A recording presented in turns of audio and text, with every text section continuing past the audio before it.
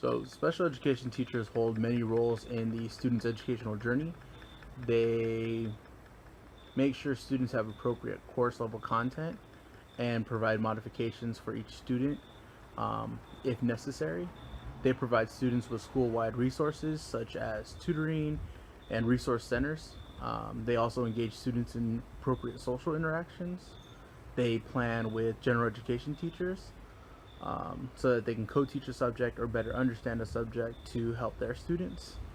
At times, they may work with students that are not necessarily get along with one another, but at the end of the day, they must provide each student with the opportunities to succeed.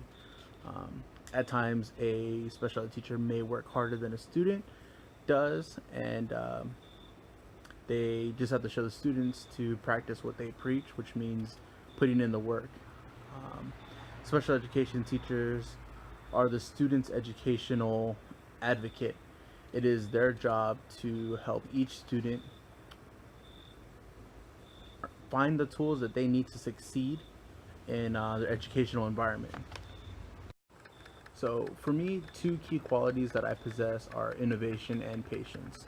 I'm innovative when it comes to solving problems and coming up with the best solution with the resources that I have available. And another one is my patience with the students. I'm willing to put in the work to hold students accountable.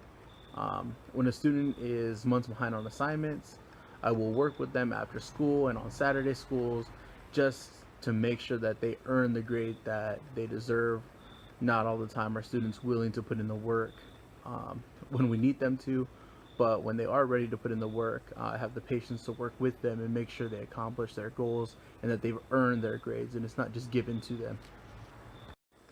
Two things that I need to work on before getting in the classroom is to clarify my expectations or clearly express my expectations and deal with disciplinary actions while teaching a class.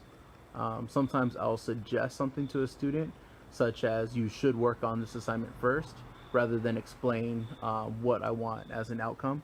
So an example would be I would ask a student to complete an assignment, and I would say, hey, so-and-so, I think you should finish this assignment first because it's worth more points. What I really am trying to say is, hey, so-and-so, I need you to finish this one by Friday because next week we're going on vacation and I want you to get your grade up before we go on vacation. Disciplinary, I've worked in a classroom and I haven't had the opportunity to teach a class and deal with disciplinary issues. I'm either teaching in small groups or deal with the disciplinary actions one-on-one outside the classroom. Each student must have the opportunity to reach their full academic potential, and personal bias from a teacher can indirectly affect the student. When a teacher has a personal bias, they tend to make decisions on behalf of the student and they may reduce the number of resources that the student is exposed to. This can result in the student not wanting to work with that teacher or not building a good rapport with them. Their grades can drop, and then the teachers no longer have confidence, or the parents no longer have confidence in the teacher's abilities to help their student, and this just creates frustration and tension all around.